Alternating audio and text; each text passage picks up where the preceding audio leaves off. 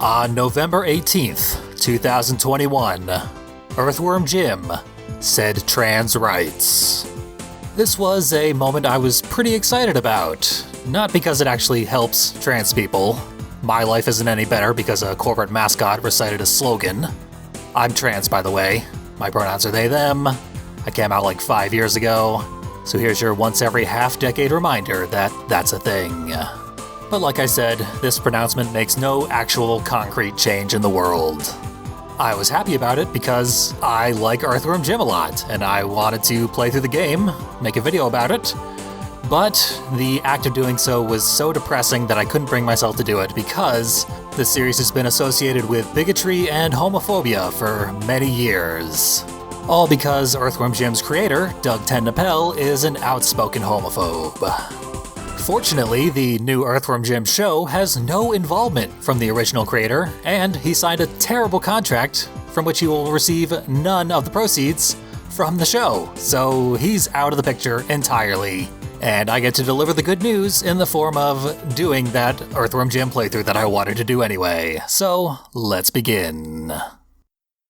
Right away, we're looking at some screens that you would not normally see if you were to play Earthworm Jim, because this is clearly Earthworm Jim HD, a game for the Xbox 360 and I believe the PlayStation 3.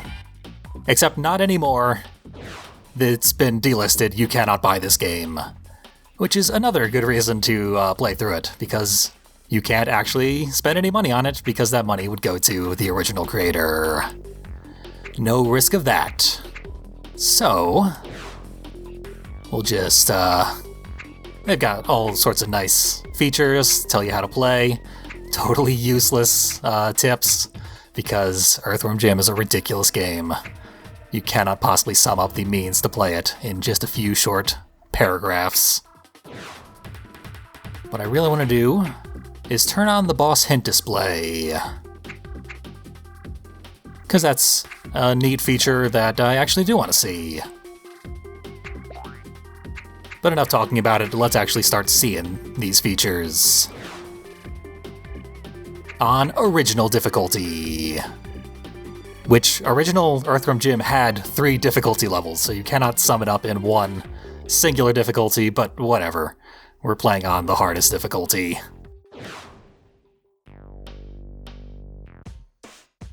And we're getting a little story in the form of a nice little comic book. Earthworm Jim was a worm.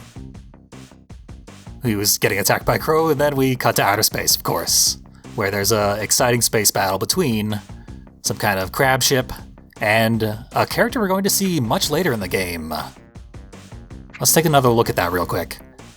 So, Psychro has the large gun, but Major Mucus has the supersuit, and his destruction causes the supersuit to land on Earth, on top of Earthworm Jim, causing accelerated evolution, which turns him into a superhero. And he immediately and accidentally murders the crow that was trying to eat him, and then pushes a tree on top of it, well and truly sealing its fate. This whole comic book was in the original game manual, in black and white, with a lot more text. And, they also changed a couple of details. Originally, Psychro was fighting someone who was just called the Renegade. But they made it into Major Mucus in this game. There's Fifi. We exploded her eyeballs all over the damn place, which is a great touch. And the cow. We must launch the cow in order to progress. And playing the game for about 10 seconds gets us an achievement. The achievements in this game are pretty bad. Let's take a look at them. We've got fight the first mini-boss in the game. We'll be getting that one automatically. This one, just play through the entire game in one sitting, basically. You'll get that one. Then you have to play through the game multiple times in one sitting to get this one. That's just tedious. Multiplayer achievements, which cannot be acquired anymore because online features have all been disabled. Whip a moose head, another thing that can easily be gotten in the first level and is almost unavoidable. Then play through the entire game in under 50 minutes on the highest difficulty. This one is actually really, really hard. We're technically going for it right now. We are not going to make it. 50 minutes is a very tight time limit. Whip the banker twice. They've actually moved on to the second level for a unique achievement. After 3 that are stuck in the first level. More online ones. Play through the whole game without dying. Definitely not getting that.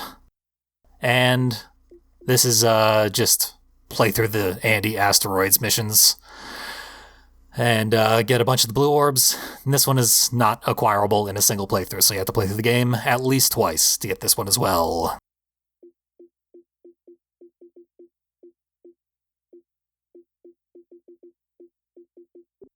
Yep, that's our lot in life.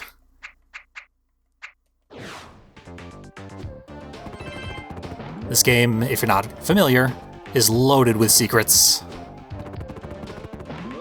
There we go. We could follow this path all the way to the end. It would only get us a extra life.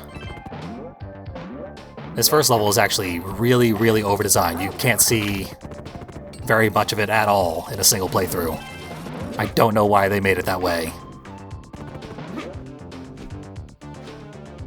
I am going to want a little extra ammo because of that first mini-boss I mentioned. So there we go. If we go up this side, we don't get bothered by that dog we saw a second ago. There are many more secrets over that way, but we don't need them. Also, getting most of the secrets prevents you from seeing the rest of the level. They will teleport you to a different part of the level. So, like I said, you literally cannot see the entire level in a single playthrough. This is really the only level that's designed like that, too. Here's how you know this version came out in 2010. Smartphones on the conveyor belt. Here in the junkyard. They were already obsolete by 2010. If you whip the crows, they die instantly. And I'm trying to conserve ammunition, because even though I have 1,600 shots, I am likely to run out of them. And ammo is persistent between levels. If you die, you get reset back down to a very small amount of ammunition.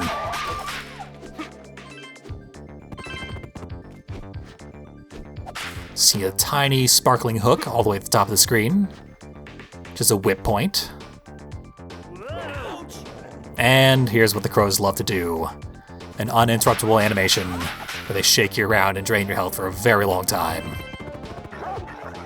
Extremely overindulgent animations all throughout this game, which is why, well, one of the reasons why getting that 50-minute time limit is very unlikely. So here's a moose head. There have been others that we skipped so far. If we choose not to skip it, it will take us to a better part of the level. This is technically a secret area, but it is better designed than the main path of the level. So I am avoiding that main path. That dog sprayed out at least 3 eyeballs when it exploded. Perhaps it had eaten several other eyeballs before its demise. Unfortunately, that is the voice of Doug Tenapel as Earthworm Jim. So we will hear him, despite our best efforts. But anyway, Billy the Bin, a disco dancing garbage can. The rules are kind of pointless, but I do like this pop-up screen. The hints are, like I said, useless, but I do like knowing the bosses' names and seeing their little animation. So let's kill him. He's gonna do his disco dance, which drops trombones on us, of course. But we just gotta keep shooting him and shooting the trombones. We'll be fine. This is the only time you're actually doing damage, is when he's rolling around like a tank like this. If he actually hits you, he'll do an uppercut, which will reset the entire fight. He'll keep the damage that has been done to him, but he will go to the disco dancing phase again. Oh hey, we got an Avatar Award. I believe that is the Earthworm Jim super suit that you can now put on your avatar, which is legitimately cool. My avatar has been wearing it ever since 2010. And new level do not open. We got an exclusive level. Another reason to play the HD version. And here's another reason not to play the HD version. Oh, yeah, this is a bonus secret part of the level, which actually is not exclusive to the HD version, so I did slightly misspeak there. This is New Junk City Act 2, which I believe was added in the special edition of Earthworm Jim, which came out on the Sega CD and on PC. It is somewhat pointless, and worsens the pacing of the game. Good thing that checkpoint was right before that really, really easy jump that I missed.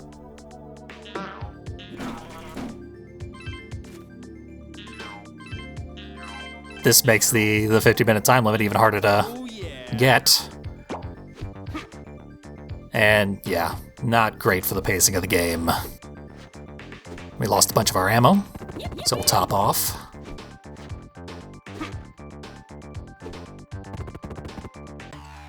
And time for Chuck, the final boss. Apparently these are tubas that they're dropping, not trombones. I don't know my brass instruments. I'll never make it in ska. Very similar to the trash can.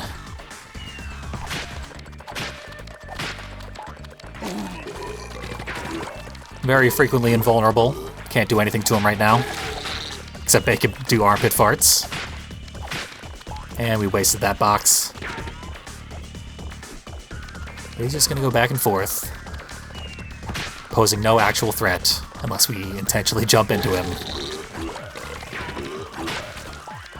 Another hit there. Repeat the process. Just barely missed it.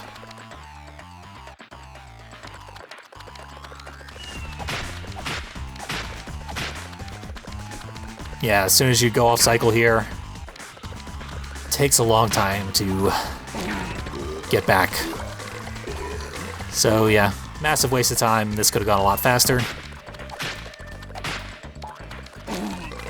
But it's fine. I was not going to get that 50-minute time goal regardless. So I've made very legitimate attempts that failed miserably. One of the reasons for that is coming up after this loading screen. I'm not sure if the loading screen is factored into the 50-minute time limit.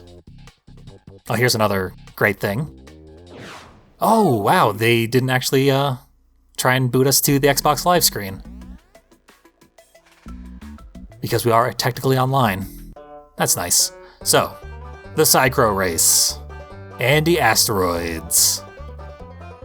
For starters, if we hold A during the loading screen, when we start the Andy Asteroids, we will just stay on the starting line, almost motionless, and Psychro will dart off into the distance, perhaps never to be seen again.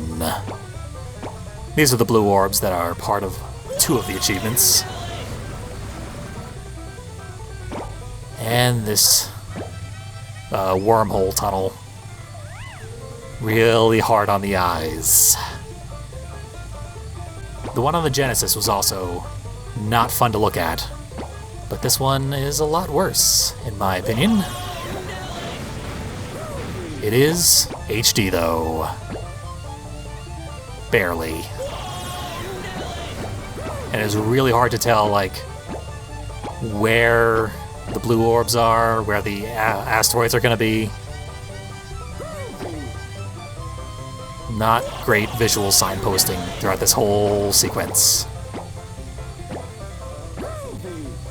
But it only lasts like 2 minutes. Unfortunately, we had to do this between every single level in the entire game. This game has about 15 to 20 minutes of auto-scrollers, which you cannot speed up, but you can slow them down. Any mistake you make will make them take even longer. And it is very easy to make mistakes. They are fairly difficult auto-scrollers. But there we go. We got more than 50 blue orbs. We get to continue. That is probably the only time that will happen in this run, because I'm really bad at anti-asteroids. I will mostly be focusing on avoiding the asteroids, not trying to get the blue orbs. Yippee! So, for some reason, we went through a portal to hell. We are in hell. It's called Heck, of course, because this is a kid's game from the 90s. They got a lot of mileage out of not being allowed to say hell. I remember the big one in Rocko's Modern Life, where Heifer went to hell and wasn't allowed to say it. The devil himself stopped him. Which is kind of funny, because in the first season, they did have a attraction at an amusement park called the Elevator to Hell.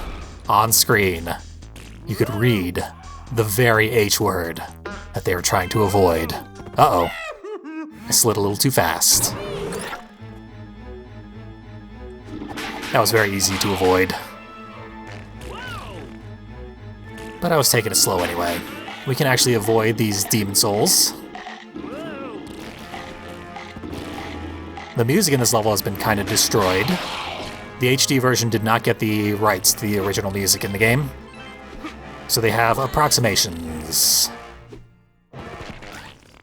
Adequate approximations, but if you're familiar with the original, you will be disappointed by the sound design of this entire game.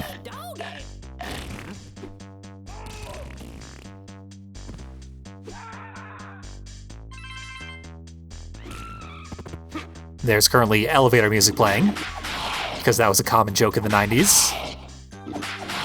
That elevator music is among the worst things that one can experience. So obviously when we're in hell, we get elevator music. And again, no word of how we got to hell. We went through space, we went through a wormhole, we ended up in hell. Watch Event Horizon if you want to know how that happened, I guess. Because the game's certainly not going to tell ya. Plenty more Dark Souls.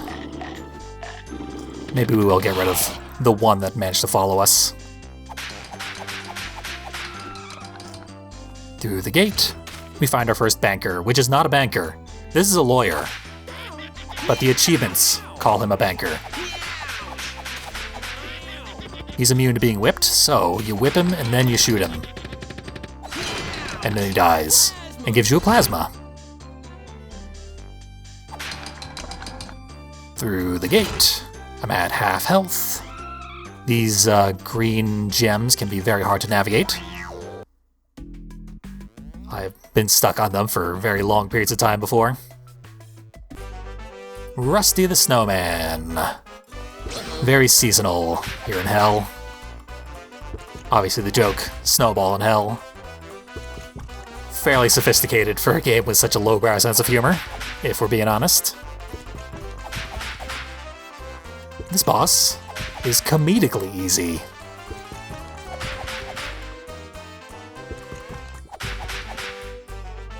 If I'm not mistaken, there is a skip to get past it, not have to do this, and you would want to do that if you're going for that speedrun achievement. The world record speedrun for this game, by the way, is about 35 minutes. 35 and a half minutes or so. So 50 minutes. Surprisingly difficult. I mean, 15 minutes is a gigantic difference in a speedrun, but being within 15 minutes of the world record is very impressive. Not that this game is all that competitive, due to the fact that it is not available to mass market audiences.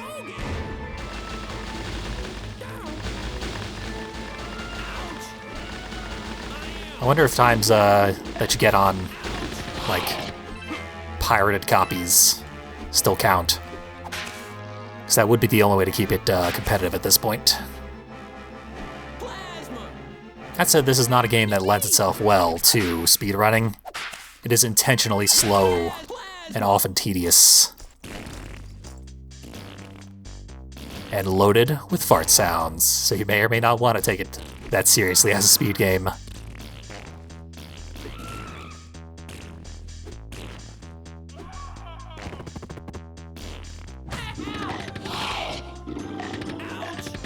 A little hard to get. Continue down at the bottom there. The backgrounds are superb. Like, that looks amazing back there.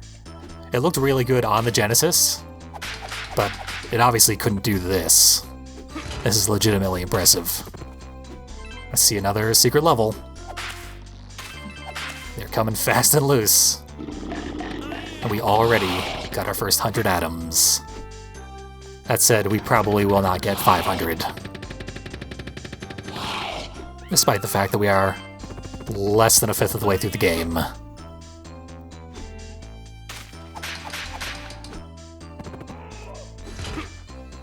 Failed a very easy jump there.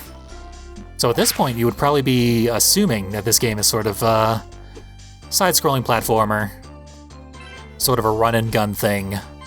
Although really it's a run or gun, because you have to stand still in order to shoot. Like so. That is really not the case. That will be less surprising once we begin the next boss fight.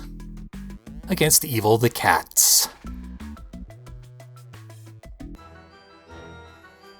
So, this is another thing. I had an Evil the Cat action figure when I was a kid, and that was pretty cool. But anyway, we can see another dramatic shift in gameplay styles. This is an auto-scroller that is completely random for how long it lasts. Evil can just decide to groom himself for however long he feels like. For some reason, when we hold down, we will coil up into a little spring and hide our face. This accomplishes nothing. But they added a little animation for it.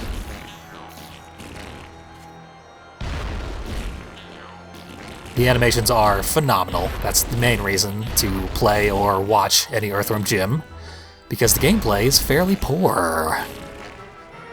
Like, the run-and-gun thing is well designed, but that's not what this game is. This game is more like a WarioWare, where they just want you to do a random task every so often. Although really, because there is a core gameplay mechanic of the run-and-gun thing, it's really more like Mr. Bones, where ostensibly it is a side-scrolling platformer. In practice, it is a million different games crammed together very awkwardly. I do love that I live in a world where I can just reference Mr. Bones and expect a non-zero number of people to know what the hell I'm even talking about. Because I love Mr. Bones. I forgot I was in the attack the cat phase. I was once doing a lot of research on the guy who made Mr. Bones, because that's Ed Annunziata. He's the guy who made Echo the Dolphin. And then after doing so, he just had such a reputation that he was able to make the most bizarre games. So he has dozens of games to his name that you've never heard of, and they have the strangest premises of any game you could ever imagine. Mort the Chicken, if you're familiar with that, he wrote it. Just a creative genius, that guy. One of the unsung auteur developers of video game history. I was going to make a series of video essays about him, but no one would have ever watched those, and they would have been 1,000,000 hours of work. Can't waste that time, unfortunately. But it would have been fun. Look him up on your own. You'll love his body of work. Just don't even play his games. Look up the premises. Read them, even like the Genesis games. For some reason, they all had incredibly elaborate stories. Now we're seeing what happens when you don't hold the A button on the first frame of Anti-Asteroids. Which is Psycho gets away from ya. You can outpace him. Our ship is faster than his.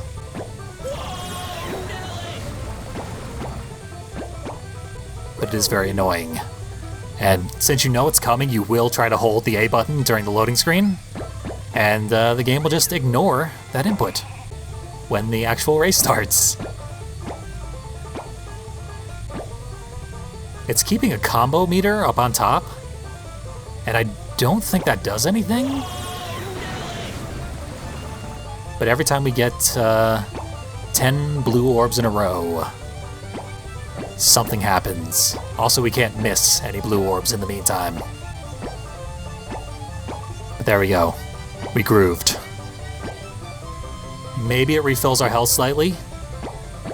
On this difficulty, whenever we get hit with an asteroid, we lose 10% of our health. And that is based on the health pool that we had entering Anti-Asteroids. And if we lose all our health, we will just die in the middle of the wormhole.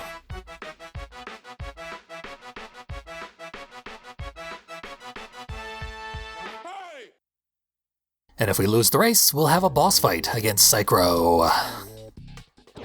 Gonna try to avoid that.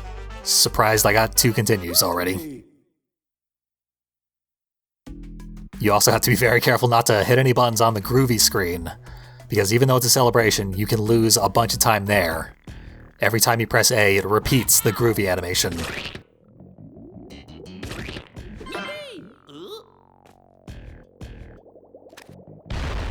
Get out of here.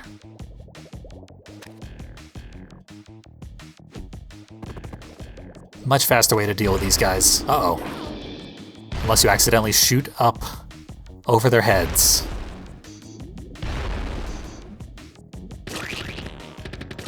In this game, you can switch between the plasma shots and the regular shots. That was not the case in the original Genesis version. I believe they added that functionality in the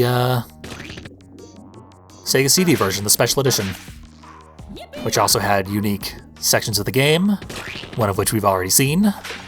There will be more that we see later in the game. And it had its own unique bonus level. That's not quite a full health refill there that I just got, but it is practically a full health refill. Ah.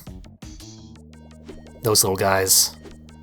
So we got a really bad frame there where we killed the little guy and didn't get grabbed by him, but we did get knocked off the hamster. So let's try that again. Nice. And into this very traumatic segment. This is not the scary one, though. In fact, this one's very, very easy. It's over already. Oh, yeah. But obviously, if you're familiar with Earthworm Jim, you know why that's traumatic.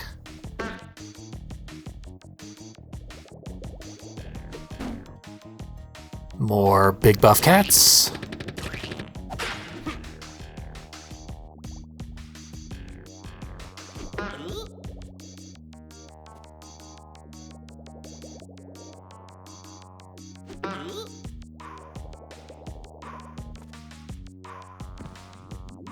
And onto another bathysphere.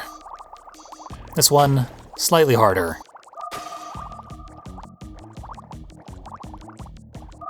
Pretty sure we don't need the air refill here, but I'll get it just in case. Plasma.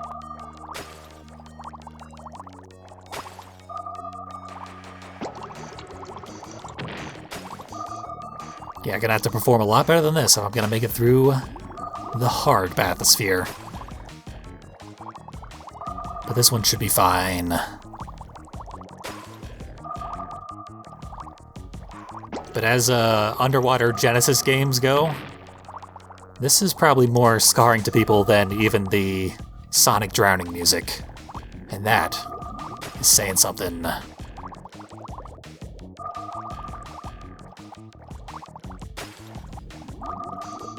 But still, nice and easy. Why would anyone have any reason to worry?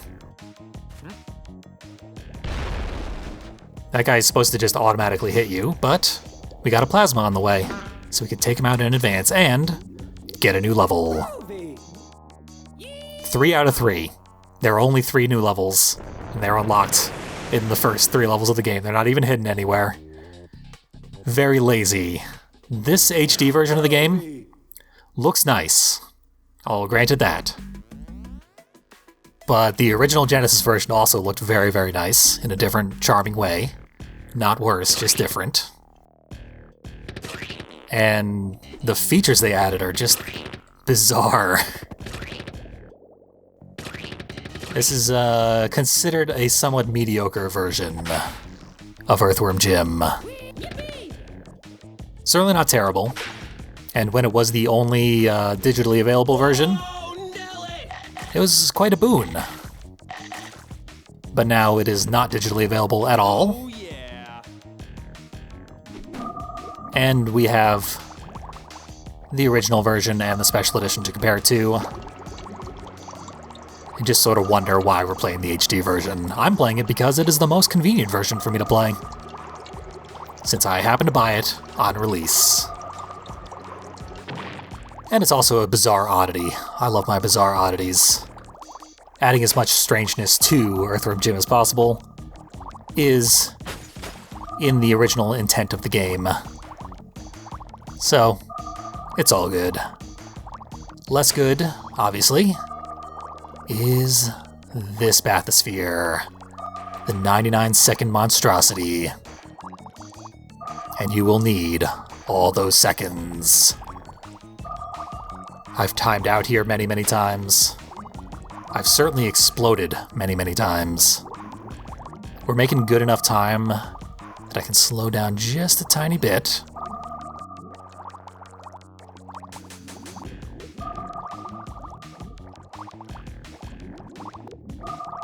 Obviously, the most horrifying thing was to learn in adulthood that there is a hidden air refill nozzle in this maze.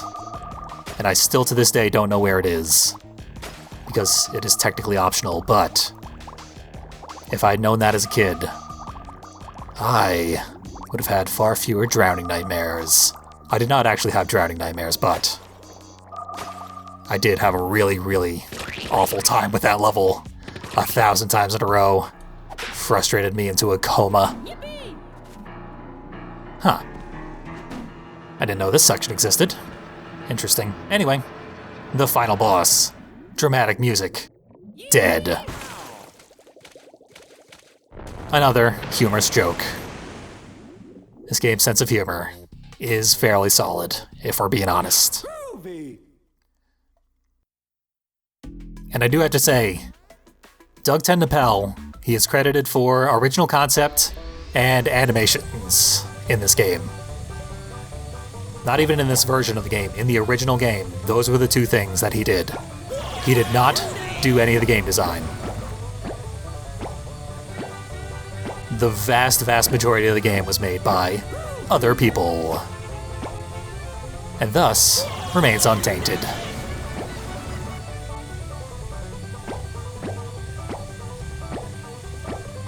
I remember the Genesis version seemed like it had way, way, way more of the boost rockets. I mean, surely that's me misremembering? I didn't actually go back to the Genesis version to check, even though I do have a physical cartridge of it. But it was a little too tedious to go through each of these asteroids, try and figure that out.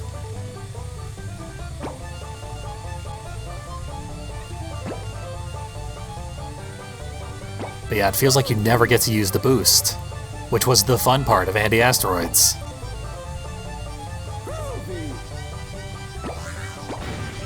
With the shield, we can break through all the asteroids, but those are also very uncommon. Even more uncommon than the boosts. But yeah, it always felt like there was a specific chain of boosts that you could use in the original game through each of the Asteroids levels. to really speed up the pace, make them feel fun. Not the case here. Here they just drag out. And we got another continue! Groovy. This is much, much easier when I'm closer to the TV. Now, for a complete change of gameplay, we've had 3 levels in a row that seemed like side-scrolling platformers. Now Major Mucus returns to try and get the suit back himself. Uh-oh. In a very RNG boss fight. That eyeball is not for show. That is a sea creature who will eat our very flesh. Not much you can do if Major Mucus decides to pin you against the wall. We got a nice combo going there, but he's still alive. This fight was changed wildly between the Genesis version and the HD version. It was once very possible to get a good combo going. Just pin Major Mucus between the wall and yourself. Grind out basically his entire health bar in a matter of seconds. Uh-oh. It's still sorta possible, but when he hits the wall, he bounces upwards, which causes him to stop being between you and the wall. There we go, that is best case scenario. That is pretty easy to do on the Genesis version and extremely hard to do on the HD version. And it keeps going. There's our beast trying to chop us in half. Pretty cool animation when it succeeds. But I do not want to see it anyway. Ugh, now I'm stuck between a wall and the boss, and I died. Fortunately, it starts us back on the same phase of the fight. Doesn't send us all the way back to phase 1. And Major Mucus is immune. It's getting bitten in half. I always thought it was weird in the second game how you have a little ally who lives in your backpack who is made of mucus. And he does like the head whipping effect for you. And does all the like grabbing onto hooks and stuff. Because I always associated Mucus in this game with Major Mucus. An enemy. No, don't bite me in half. Okay, good. This guy's almost dead. There he goes. But we won't talk too much about the second game. The second game is much weirder than this one. And back to Asteroids. Hit A immediately. And we saw if you hit A on the first frame, which is automatic if you have the boss hints on, you will just boost way past Psychro and never see him again. But without the boss hints on, and they don't show up automatically after the first one, then you just have to try and hit the A button on the very first frame that it loads in. During the fade from black. Nigh impossible. But anyway, Major Mucus is evidence of what this game was going for, which was being a gross-out humor game, which was very popular in the 90s. Booger Man being perhaps the quintessential example. Because we're playing as a worm.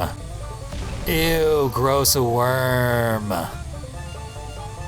The problem is, Earthworm Jim is adorable.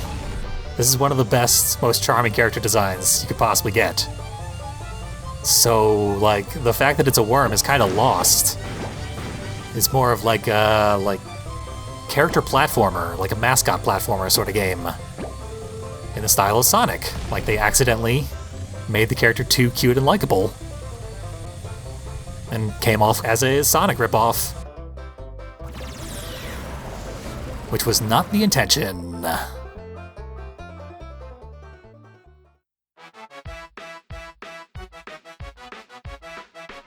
Wish this was skippable.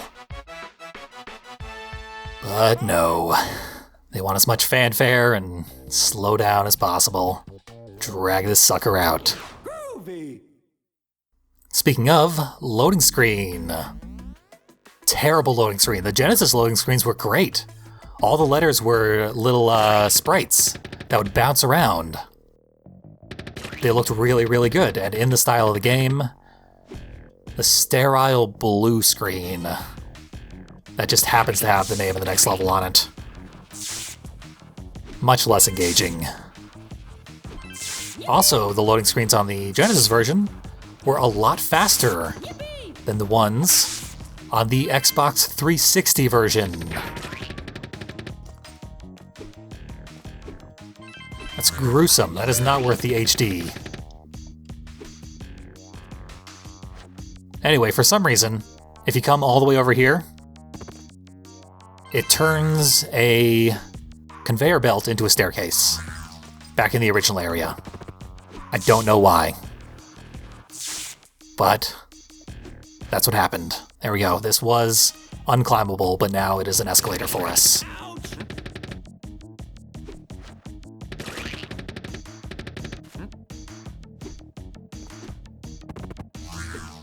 I do like the aesthetic of level 5 here. I also like the fact that it's called level 5. They didn't give it a name.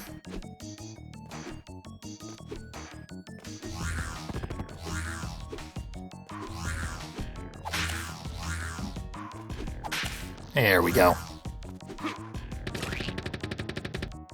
So the sense of humor and the animations, great reasons to play this game.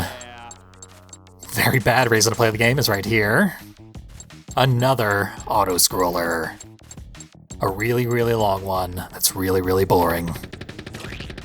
We don't have the ammo to just hold the fire button this whole time. We do have to shoot all these bombs. When they come from the bottom of the screen, you have a much shorter opportunity to react, which is kind of unfair. But the pattern is the same every single time.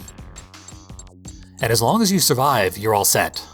Because throughout this incredibly long process where they're dragging this cage across the screen, we will pick up several items. Among them is a full health refill,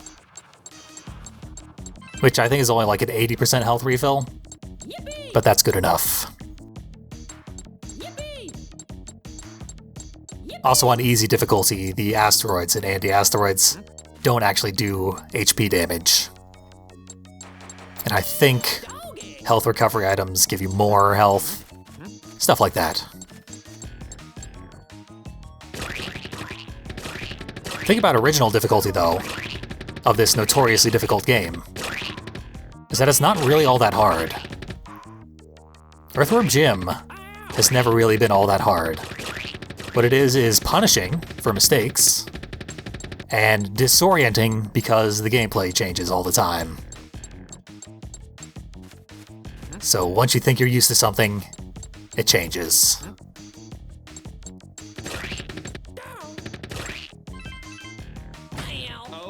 But when you know what's coming, you've spoiled all the surprises for yourself. This is a very, very manageable gameplay experience. There's Professor Monkey for a head. Aptly named. We'll find that many of the characters in this game have been given sort of first draft names. It's part of the joke.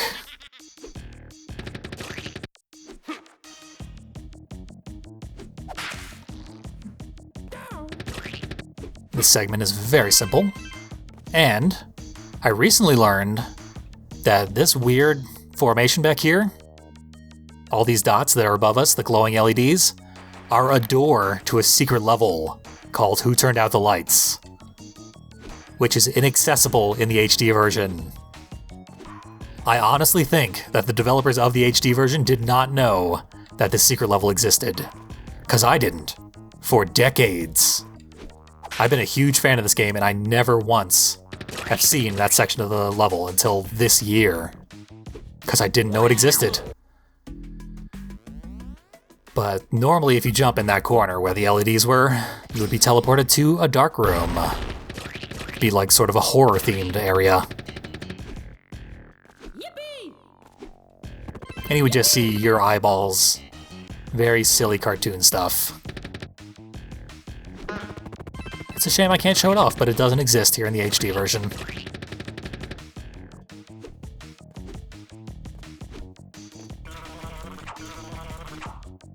And it is possible that the developers of this game just didn't know about it, and that's why they didn't include it. Because this is a complete remake of the original Earthworm Jim. It's not a port in any way. They didn't use any of the original code or any of the original assets. They redrew them all, remade it all from scratch to put it in this new engine. So if they didn't know about that part of the game, it just wasn't getting in. Because they would have had to remake it from scratch.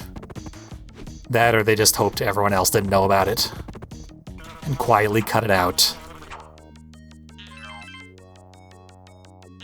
Be fair, that was a pretty safe gamble.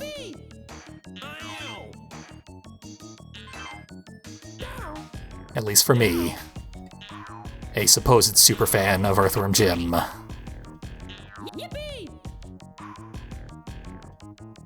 Slowly crawl our way over here. I guess it's possible to lose our suit permanently, have it drop down the hole. I've never found out. I've dropped down the hole while in the suit.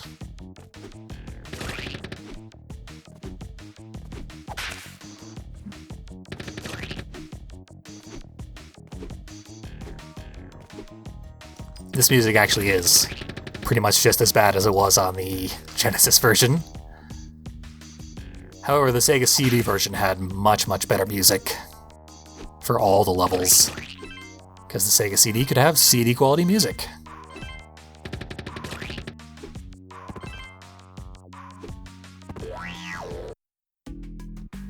And more loading screens. A 3-part level.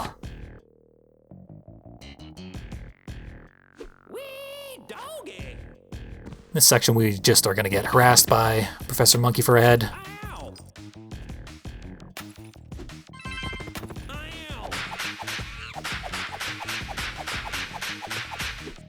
Can't really do anything to him. But he is in 2 places at once. He's a mad scientist, he can probably do that. Now we have more flying eyeballs coming at us. Not controlled by the professor, so we can't stop their eternal spawning. Just gotta run. You could just about build a sentient face at this point, with all the brains and eyes. Here we have an infinite item spawner, but after a while it just starts spawning monsters. Forgot to switch off of my plasma shots, so they've been wasted. Oh well. I think they would have sped up the next boss fight. Yep. Wonder if we have another chance to go get him. Looks like.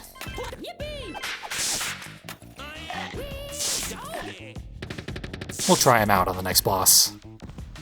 Which you will be disappointed to learn is not Professor Monkey for a head. That's the last we're going to see of him. He gets out of this unscathed. Evil the cat died, but we had to fight Robo Chicken instead of Professor Monkey for a head. Very lol random of them.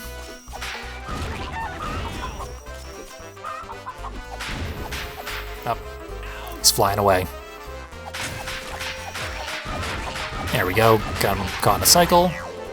And on to the next phase. Another loading screen here in level 5. Now he's Chicken Wing. We get to fight him in midair.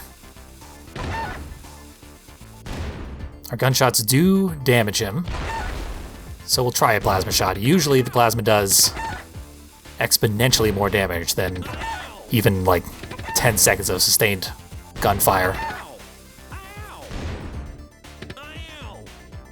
He is pretty relentless here. I say he's an egg-laying chicken in a robot suit. So who knows, but you can lure him back into his own bombs after he drops them. But I do not rely on that. No corner you because he's faster than you. But he does have to move in a line for a certain distance.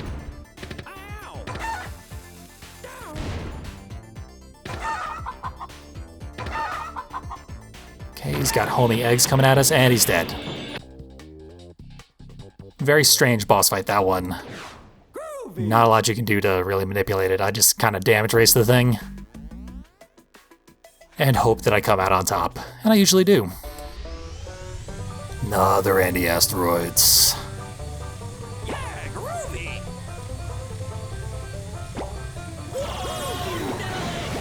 Yeah, these things get to be a bit of a nightmare. Because they don't change enough to warrant repeating between every single level. It's just blatant padding. They definitely get harder. But not enough that it actually matters. It is very possible to corner yourself, so you do want to stay somewhat near the middle, so you have room to maneuver. It seems like the asteroids are designed to push you towards the sides, where you will then get stuck, if you're not prepared.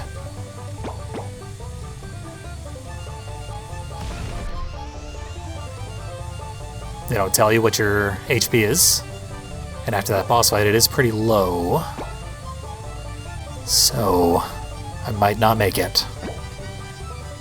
But I've got a shield, and we're right at the end. All good. Just take out the last asteroid out of spite,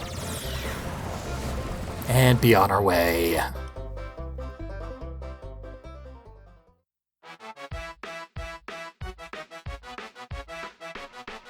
I haven't even mentioned our nemesis in this game. The evil queen pulsating, bloated, festering, sweaty, pus-filled, malformed slug for a butt. Yes, I was reading that. But someday I will have it all memorized. On to this nightmare of a level.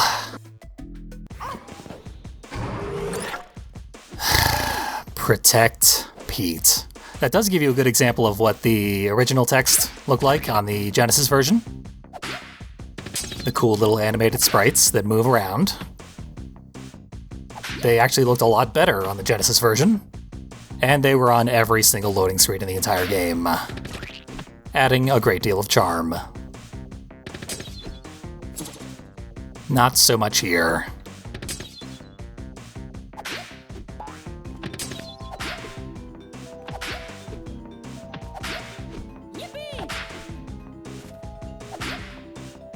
Going for the pit. We saved him. Now we got a meteor shower to deal with, which will not affect Pete, but it will certainly affect us. So just let him auto-scroll for a while while we shoot down meteors.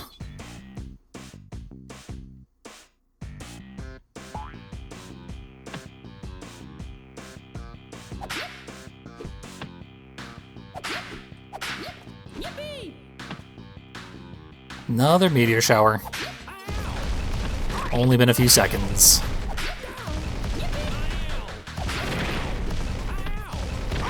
It's just about killed us.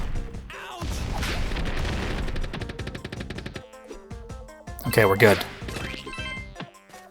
We're practically good. We still might die, but I think we just hit a checkpoint.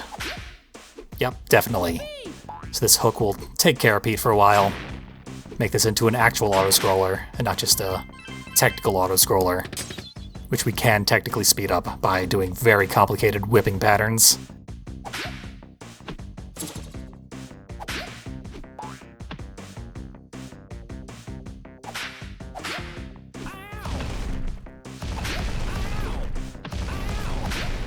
I don't see us surviving this meteor shower, so yeah, I'm just gonna try and get to the next checkpoint. See where that leaves us. Right in front of the same meteor shower.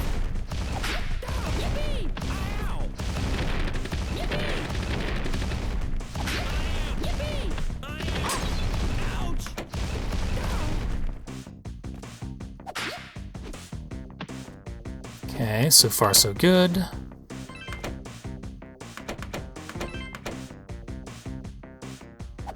Seesaws give you just a very awkward angle to work with.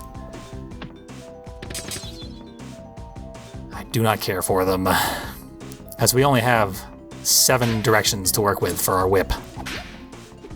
That is not enough. Damn. Okay, that just barely worked though. Tentacles have iframes as they emerge. So if they get shot too prematurely, they will emerge right on top of Pete.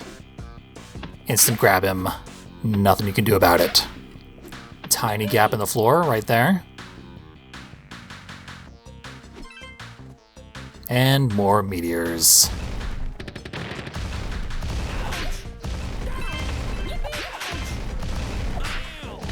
Right in the pit.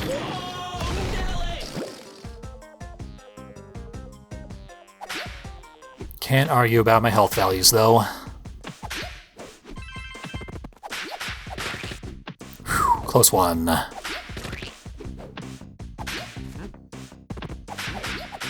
Whew, that was another close one, and we made it to another hook. So we're safe for a small period of time. And if I'm not mistaken, this is the final checkpoint that they're going to drop him on right now. So I just got to whip him one more time. There he goes. We could now take the advanced course. There's no reason to take the advanced course. Get in your tiny little home, Pete, and never bother me again. You nightmare. Ugh. Ignore the time on that. I'm gonna cut that down. Oh, absolute agony. The cat level is supposed to be hell, but the dog level is true hell. Now, time to do another Asteroids and unwind a little bit. I practice that P level so much, too. It's never enough. I will never get through that thing in a reasonable amount of time. Yeah, groovy.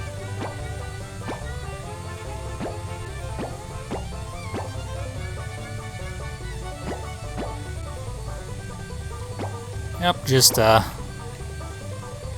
nothing really to do in these Asteroids. They are very relaxing, I guess.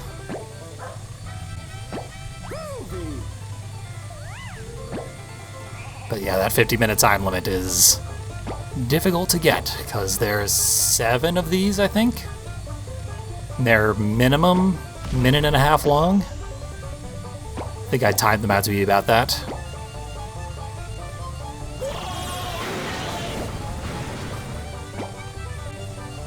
So I don't remember if there is an additional special edition segment added to one of the future levels.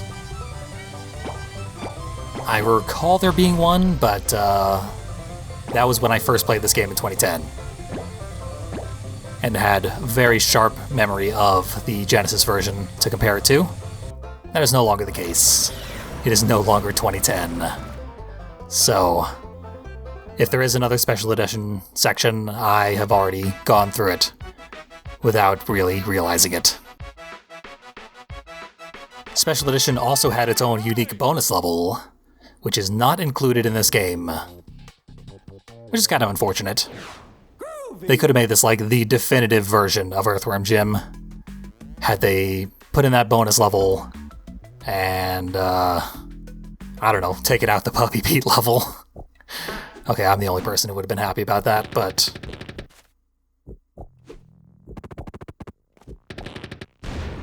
yeah, this is definitely not the best version of Earthworm Jim, but there is no definitive version. The Genesis version, in my opinion, has the best pacing of any version, but it has the least content. Actually, the Super Nintendo version has the least content, and now's a perfect time to talk about why this level, Intestinal Distress, was not in the Super Nintendo version. Which is why it's a fairly bad level. They sort of slapped it together so that they could show off that the Genesis could hold more level information on a cartridge than the SNES could.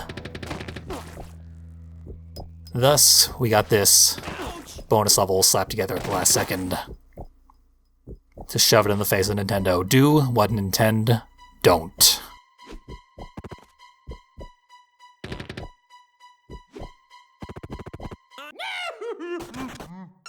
Yeah, I think the next checkpoint was just a little ways up ahead. Probably should have just died right off the bat. But it does give us more time to look at this level that some people who played the original game never saw. Just weird rolling things. There's not much indication of what anything here even is. But the enemies are unique. You won't see them in any other level. Except these guys. Those were in the underwater level.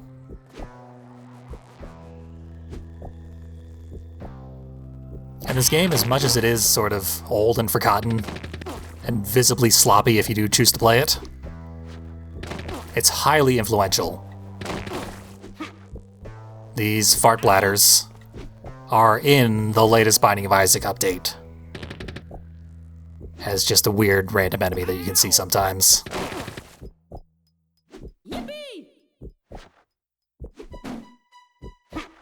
Now, I recall seeing another Earthworm Jim reference in something else very recently, but I don't remember what, so I could be mistaken.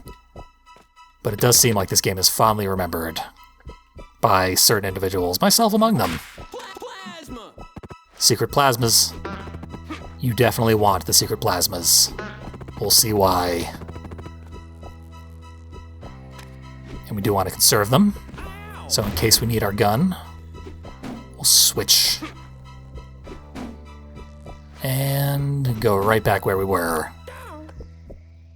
Try to avoid damage. Look at all the seams in the textures here.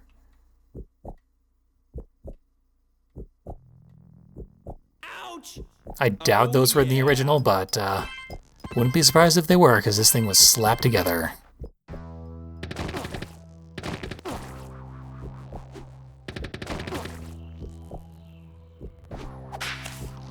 But we are coming to the end of it. This is a nice short level, which can be completed much, much faster than I am doing here.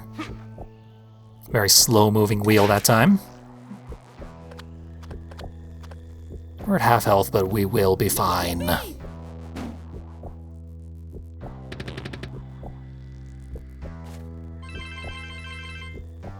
Boss is just up ahead here. Named Dr. Odom. So when the boss is jumping is when you can shoot him. Or whip him. This is the exact opposite of how it worked on the Genesis. Initially, this boss was only vulnerable when on the floor. And also, you could trick him into getting into an infinite loop. In this case, you cannot do that, and you can only hurt him when he's in the air. So, one-hit kill him with plasmas. That's your only option. At least on original difficulty. Maybe you could fight him on the lower difficulties, but here he does too much damage. The damage is unavoidable. And you just can't get him in that loop. You can only attack him in midair, so he's very rarely vulnerable. It's a bad, bad boss fight in this version of the game. I don't know why they changed it so much. Maybe as a cruel trick. Which is something that ports of Genesis games have done. Or, I guess Genesis is a bit of a misnomer for what I'm about to talk about, but Splatterhouse, when it was in the arcade, it was very difficult, but people got the hang of it, of course, because it was very popular as well. So when they ported it to home consoles on the TurboGrafx 16, they changed some of the boss fights in particular to have little tricks to them, which if you were familiar with the arcade version, those tricks could only catch you by surprise. You had no way of knowing they were coming. And they would likely instant kill you. Like, they made Biggie Man much, much more aggressive and gave him about twice as much health. So if you expected to do the planned strategy on him, you were dead. I think I just got the 300 blue orbs. Which goes to show how long we've been at this. But also a lot of boss fights in the console version of Splatterhouse exploded on death and dealt damage to you when they did so. So if that's why they made Dr. Odom the opposite of how he is supposed to work, I still don't like it. But that might be the case. Got a little Psychro boost there.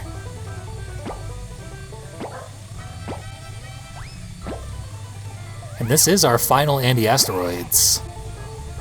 Maybe we should let Psychro win to see what happens.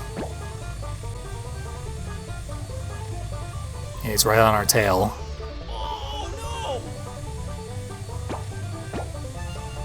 Come on, man. You even trying to win? There we go.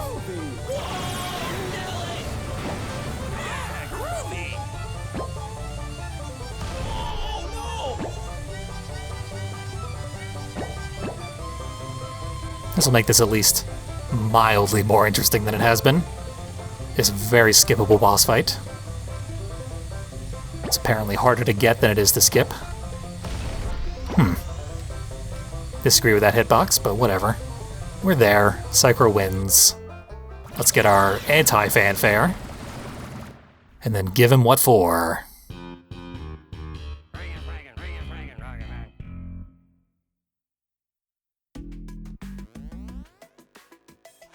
So we're just gonna whip him and shoot him.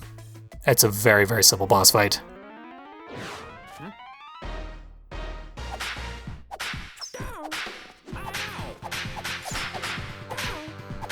He's balanced for if you fail the very first Asteroids mission.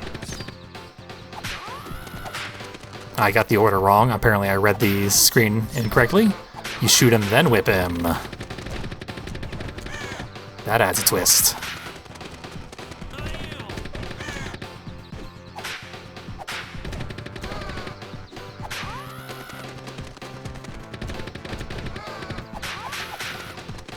It's got crow-themed boss music. And he killed me. Where's this gonna take us? Okay, not back to the beginning of Asteroids. Mercifully. That would have made this all not at all worth it.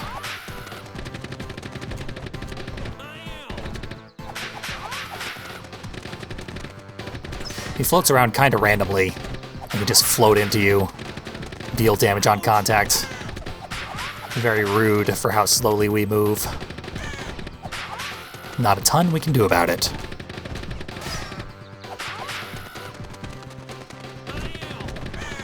Like I said, very, very easy boss. And he's out of here. Groovy. On to Butteville.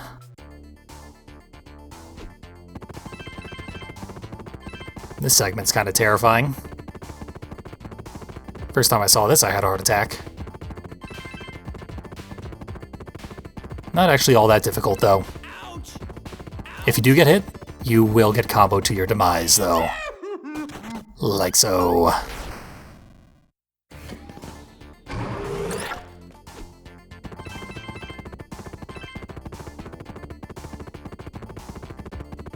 And head over that way to get some bonus ammo, I believe. Head over that way. Using our head. There we go.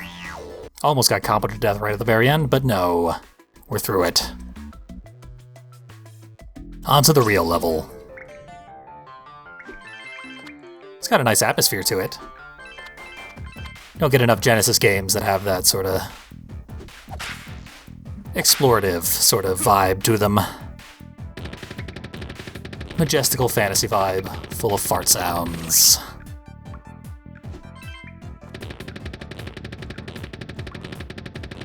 These hives take way too much damage, but they must be taken care of. Otherwise, the bee things will harass you as you're doing all this platforming. And this being the final level of an unfairly difficult game, mistakes are very highly punished, like this guy.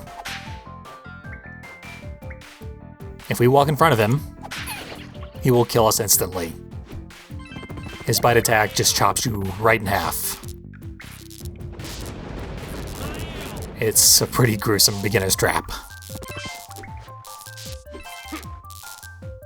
Then we've got these little frog guys with electric tongues, which can more or less be ignored. I don't know what the little sparkly on the platform means, but we'll see that a lot throughout this level. I tried to look it up, and no one knows what it means. Like, no one has said anything about the little sparklies in a very long time. And of course, since this is the final level, the hive itself does damage to us when we knock it down.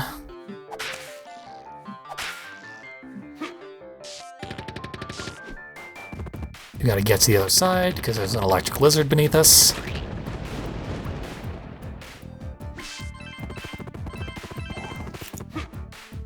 Now these platforms are slippery, for presumably gross reasons. But if we try to climb them too fast, as we'll be tempted to do because they're slippery, we'll get bitten in half.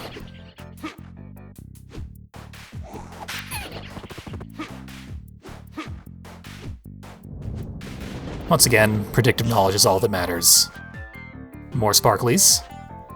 Still don't know what they do. Uh-oh. Did not mean to let go there. And I'm dead.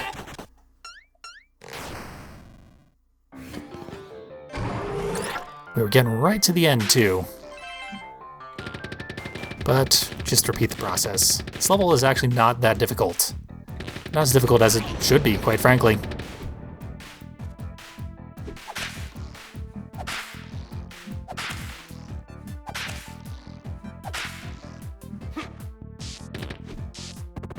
That whole back and forth climbing thing feels like it should be really difficult. But it's actually pretty intuitive. You get used to that one very quickly.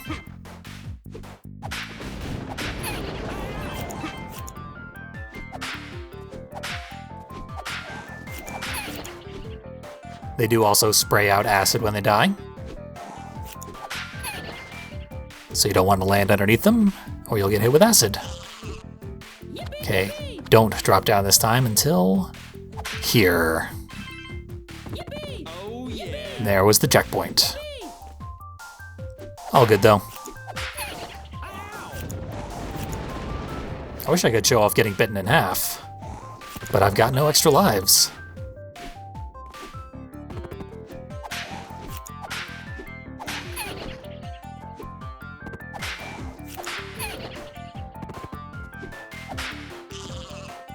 Another sparkle. I'm gonna go for this. And miss the prize, but you get the idea. I assure you, we won't need it. Oh, here's the extra prize. You get a bunch of plasma shots. But J. Alfred Maggot, a name you will not see in the entire game without this boss hint. Up. Shoot or whip at its head. Close one. But yeah, we can just, once we get over here, combo it. Uh-oh. And it's dead. Just that easy. Not much of a boss at all. So now we got Queen, Pulsating, Spectre, Slimy, Mess-Faced, Clump for a butt. I'm pretty sure that was her name. There's the butt itself. The titular butt. These little ports will open up and spray out little larvae that turn into the bees. Very, very gross. So yeah, this ended up being sort of like half mascot platformer and half gross-out platformer. A very delicate balance that would not be achieved again until Conker's Bad Fur Day. Okay, so we want to get on the snot platform. Very good. And we meet the queen herself. See, I got her name dead on. From memory. Okay, beat the queen, you can shoot or whip her.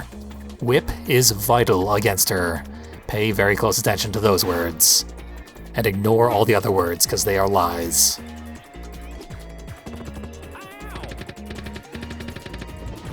We do want to get back on this guy. Didn't do it.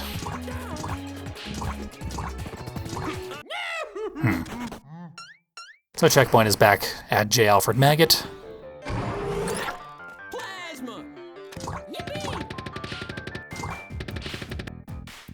It's coming down to the wire. Who will win? Jim or Queen? Place your bets. Or scrub ahead. A couple of seconds.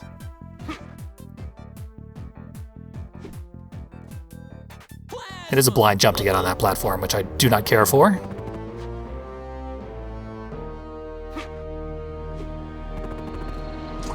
There we go. Now we gotta get onto the next one. And whip the queen once. Dies instantly. Game over. Very strange and disappointing final boss. You can shoot her all day long, she will not die. One whip is required, and all that is required to complete the final boss of the game. I don't get it. Some kind of joke, like Bob the Goldfish style joke there. But hey, we're the best. And that's the end. There is an actual ending that is loading. A little cutscene where we meet Princess What's-Her-Name? The Queen's sister. And then the cow we launched murders her. Ah well. A classic gaming moment.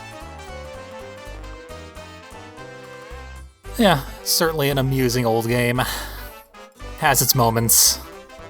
Has its very, very low moments as well.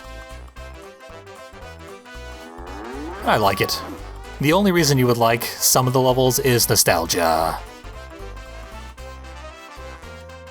And even that can only carry them so far.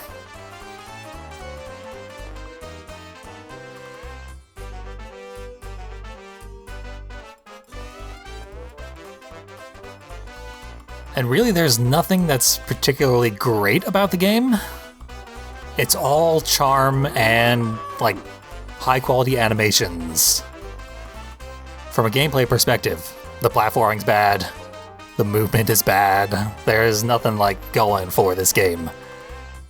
Beyond the visuals. But the visuals are good enough to have made it a legendary work of gaming-ness.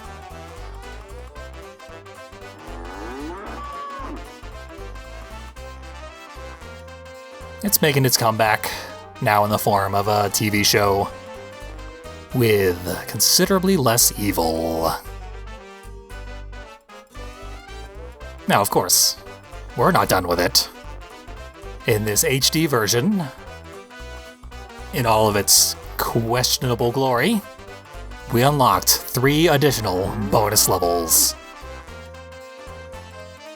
Entirely exclusive to this version of the game.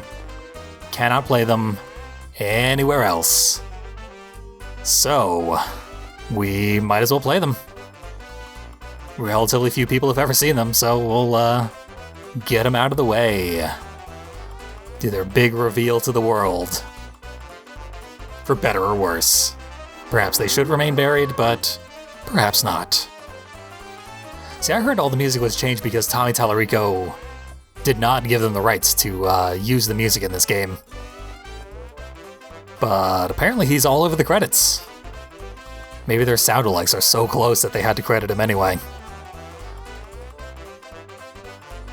Regardless, the music in this game is a lot worse than that of the original.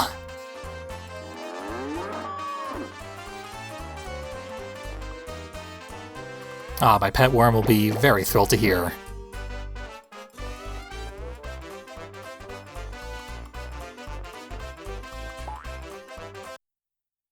I do like Jim a lot more now that he didn't save the day at all.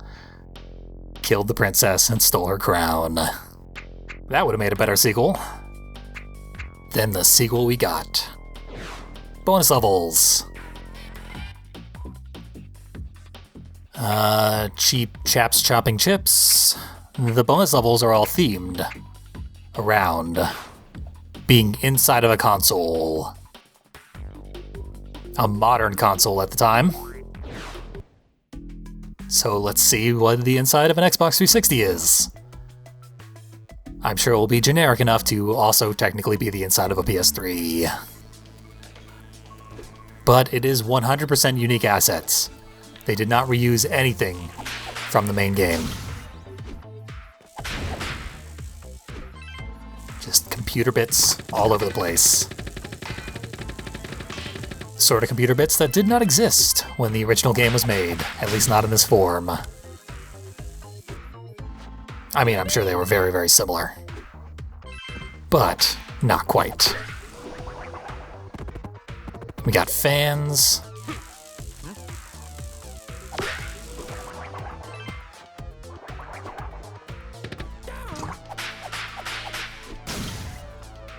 Microchip spiders.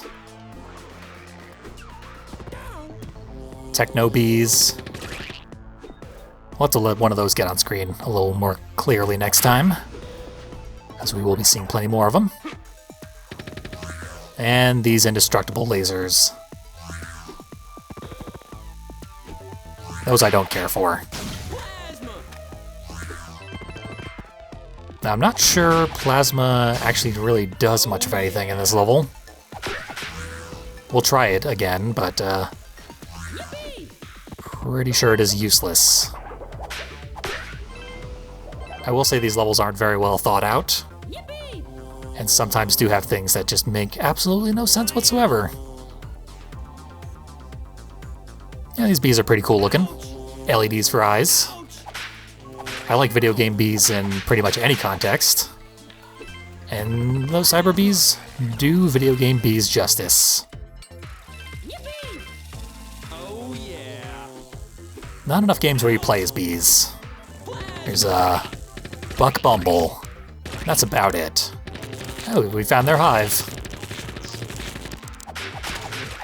There it goes. No more cyber bees. Here we have a mechanic that was in the main game, but I didn't show it off. Where we can fire our gun to propel certain pulley things forward. Hey, we got 500 atoms. I've been playing this game for too long. But we are almost done with it. In fact, we're completely done with it. We're just looking at bonus junk.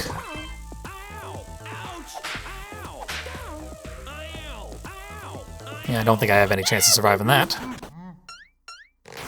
Kinda wish it would have killed me faster.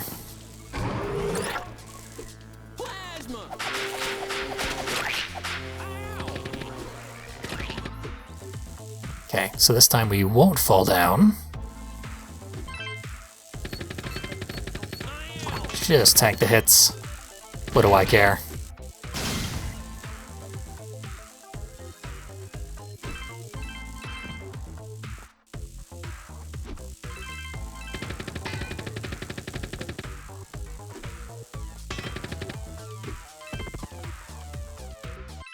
There are actually a great many number of paths that you can take through this level. I have never seen most of them, and I won't be seeing them today.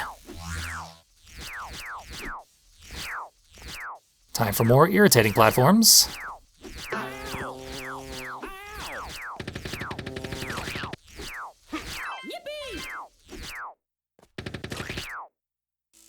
Another checkpoint, and up we go. Up we go, thank you. Floppy disks. Very much in the theme of modern technology for the year 2010.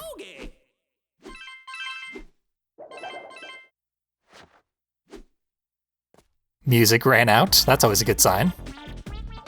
But now the boss music begins for old Grandma. Here she comes. She's supposed to be in the background, I think. But instead it looks like she's very, very tiny.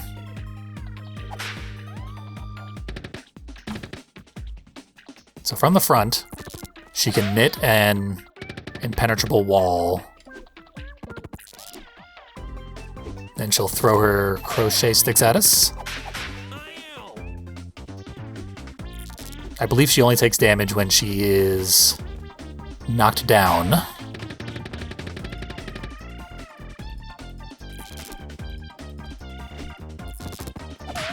Yeah, this is a bit of a non sequitur at the end of the technology-themed level. But it's not a bad boss fight. There are certainly worse ones in the main game.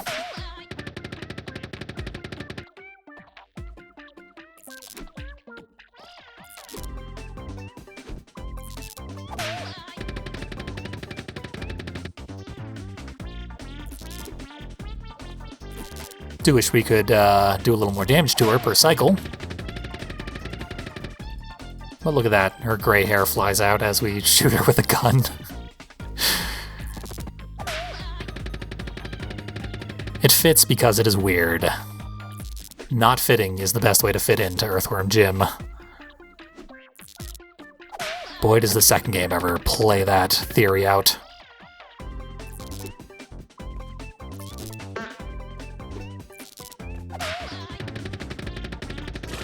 There she goes. I did forget to shoot her with the plasma. That might have sped things up slightly. And we got an Avatar award. I wonder what that is, quite honestly. Not gonna find out, because it's way too inconvenient to go to the Avatar changing screen from here. Back to another bonus level. Low customization. This one is much simpler than the previous one, which I'm fine with.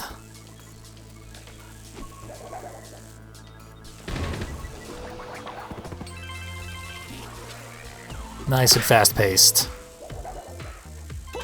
Practically plays itself, what with the sheer number of fans here.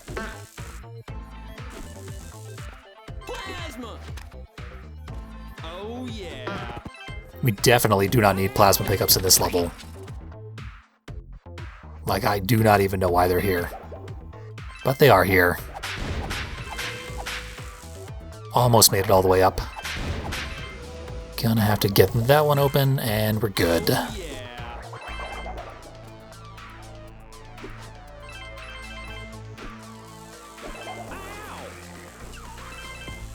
think this will turn off the fans, which is something we want to do this time. But we do have to wait for the floppy disk to come back.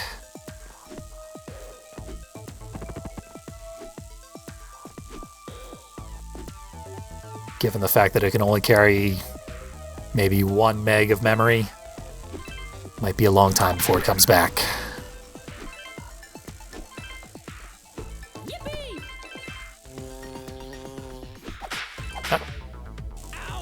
That was costly. What's up here?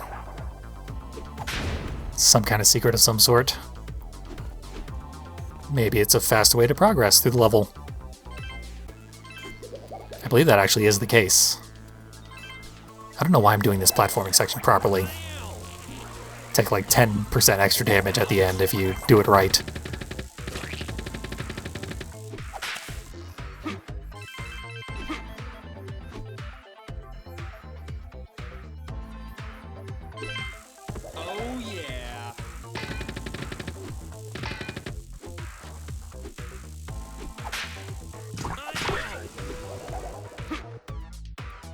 Just blazing through this one. They made enough unique assets for 1 new level, and then they made 3 new levels.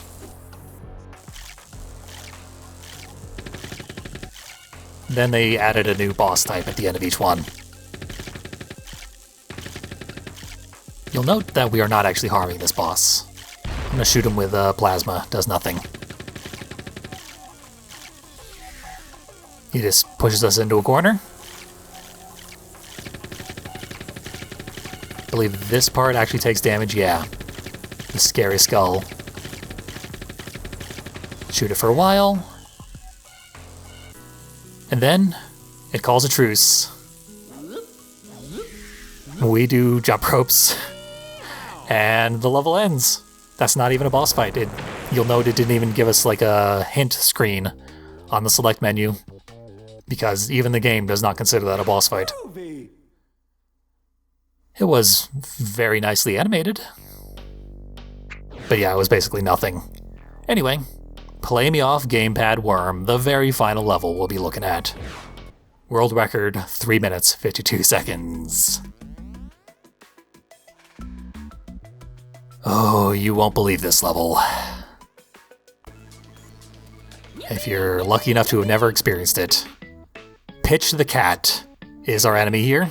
We meet him immediately. It's Keyboard Cat. Literally Keyboard Cat is in this 2010 video game. That meme was dead and in the ground by 2010.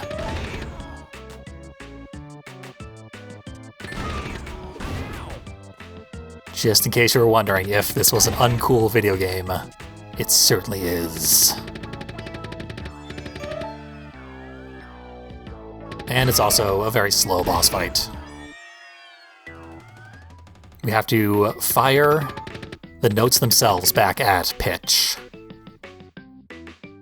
We cannot harm him. Only the power of music can harm a musician or something? So that went nice and quick. We only wasted one of the notes getting hit ourselves. I have the strangest feeling we'll be seeing pitch again.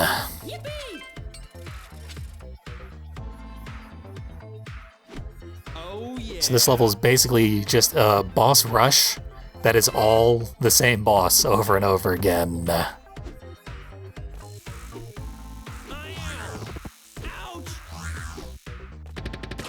Ideas clearly ran completely dry at this point. There is one little twist to this level, though. It has some ROM hack style platforming. Not very much. It's only going to come up for a couple of seconds. But it is very cruel. Yep. Forgot to switch off my plasma again. But plasma shots don't do any extra damage because only notes will harm the boss. So again, no reason to put plasma pickups in the level. Got a Cyber Bee. Got another Cyber Bee. Now we have to do the back and forth platforming, which is a bit ROM hackish to begin with, but it is in the main game, so can't fault them too much for it.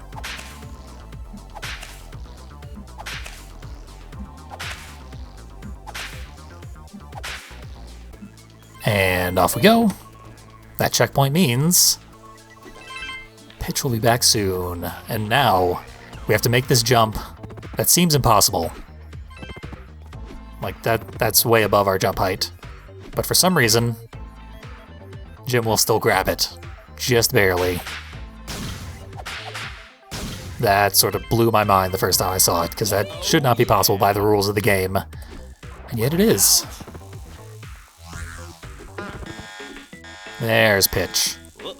This phase is actually a lot easier because he fires out these single notes that turn into bombs, and then when you shoot them, they fire in a down left direction,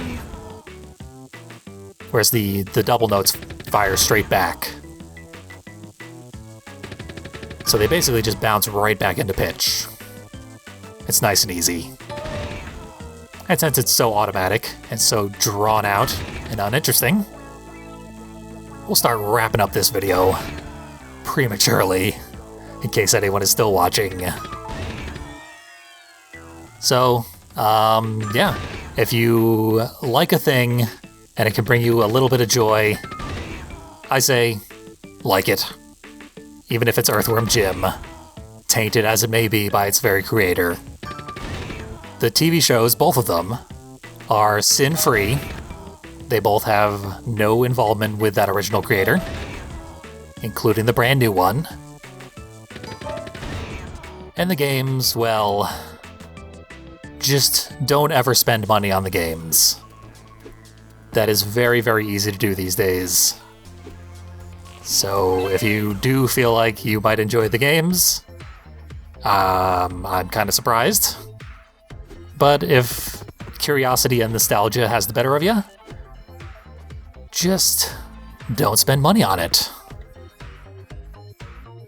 Spend the money you would have given to the game on, like, actually giving it to a trans person. Because they're the sort of people who can put it to use for survival purposes. Now that they have to live in a world that has been made measurably worse by the creator of Earthworm Jim.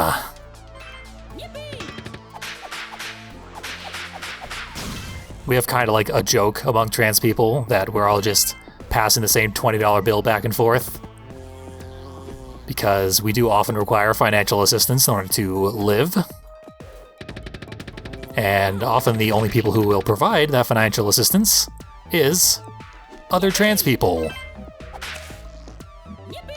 So, when one of us is in trouble, we'll get a few bucks from a friend, and then when they're in trouble, we'll give them a few bucks.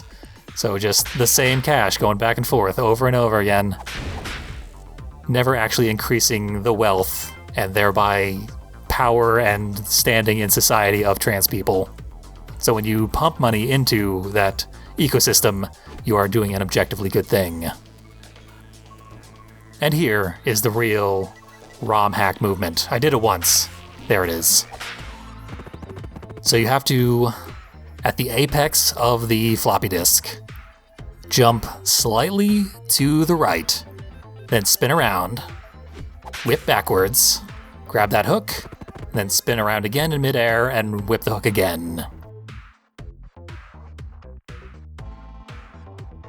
I can do it pretty reliably, despite what you've seen several times now, but it is way harder than it needs to be. So much harder than any of the platforming in the main game.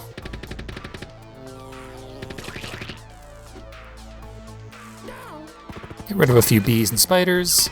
We do want our health to be absolutely maxed out for the final encounter with Pitch. Oh yeah. There's some refill stuff up here, but we don't need it because we're all maxed out. So down the toilet we go. Once more into the bog for a very long Pitch boss fight.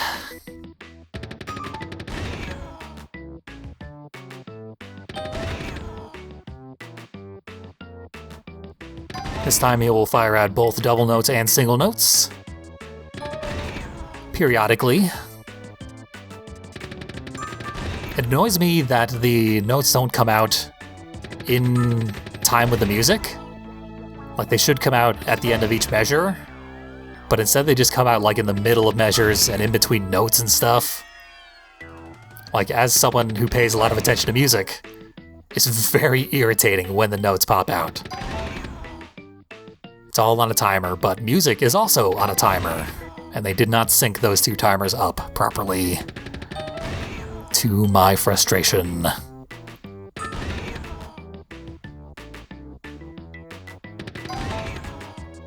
It is weird to have this more photorealistic cat in this game that is all about very, very exaggerated caricatures of animals.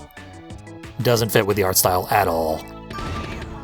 It's a very bad boss fight, and frankly, a very bad level. Most people are lucky to have never seen it, but I have deprived you of that luck. Sorry. We're getting close to the end, which does not mean that we're on easy street. There is a twist to this particular boss fight. Should be getting there any second because the keyboard is smoking. There it is. So the platform we were standing on now has a fan that will blast us off. So we need to come up here, amidst constantly falling debris. The debris is random. We can't do much of anything to dodge it. So we just gotta keep shooting notes back at the boss. Hope that it dies. Please die. Give me a note. There we go. Boss is dead. So that part's very random. But the cat is dead. And yeah, I've gotten out of that fight with like 33% health. Or, well, you just saw 15. I've gotten out with even lower before. Terrible level. Weird, strange game. That's all you need to see of Earthworm Jim, though. But maybe you'll enjoy it. It certainly is very expressive and influential. There is some good stuff here in this mess. So thank you for watching. Hope you've enjoyed it. May Earthworm Jim continue to bring joy to generations to come.